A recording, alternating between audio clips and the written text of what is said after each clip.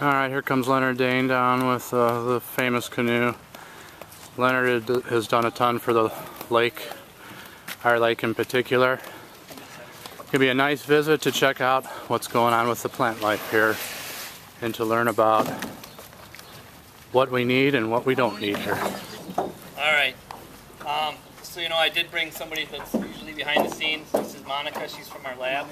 Hi. We collect the water samples and bring them in. She's the one who does the analyses and stuff like that. I do have a few handouts. Alright.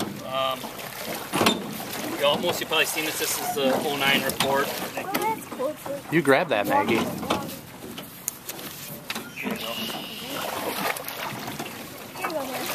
You can keep her now. Yep, I do. Here's a couple handouts. How are you? I'm good. I know. And another one for you. Yep. I think we're going to get rolling. Alright. You're all good with that. Kind of the gist of it is we'll go around and we'll look at various plants that start in this bed over here. And as we go around, we might stop, kind of drift a little bit once we get to the other side. So we float this way, and I'll go over some of our water quality stuff.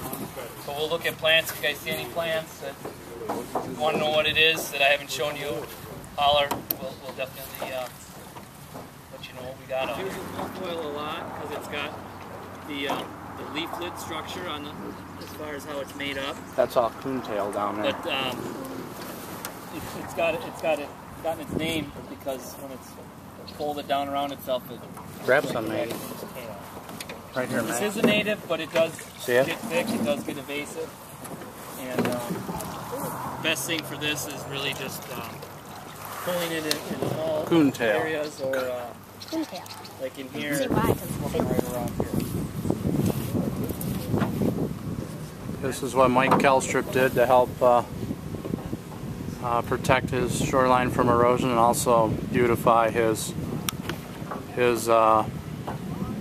shoreline with a natural shoreline on the lake. Naturalized shoreline. Other options for shoreline erosion are either seawall or riprap. Those are the three big ones: natural, seawall, or riprap. And then mowing to the edge. I don't want to point the finger at anybody in particular, but there's two right here that excuse me. That just doesn't provide any. We'll come out to the lake once a month. We use this gizmo right here, and we'll go every foot to the bottom, and this records. It's got these sensors down here that record temperature, pH, dissolved oxygen, temperature, and then this we refer to as the light bulb. This sensor here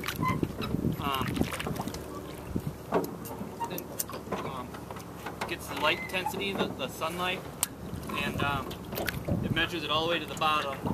And then that way we can calculate how deep plants can potentially grow.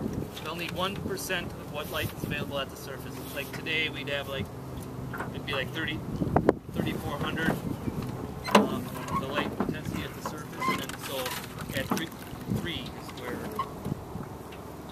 So today, I want to take a second. Do you have a secchi with you?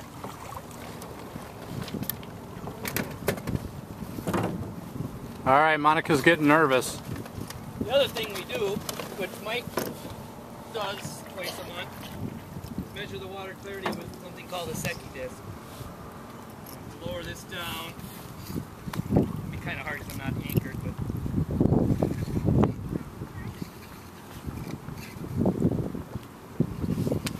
go down until it disappears. Mark that.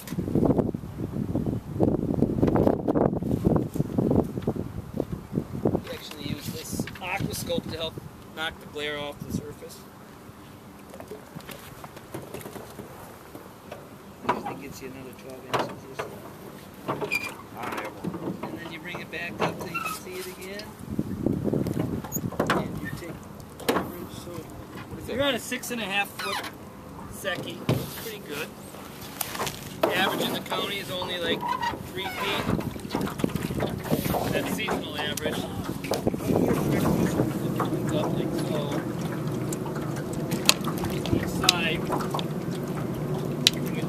to whatever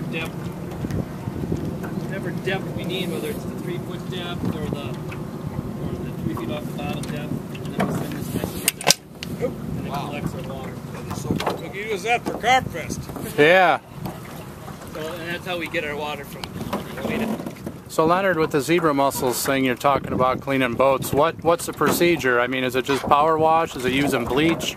What do you do? A bleach comp, a mixture of bleach water. I think it's 10%. Okay.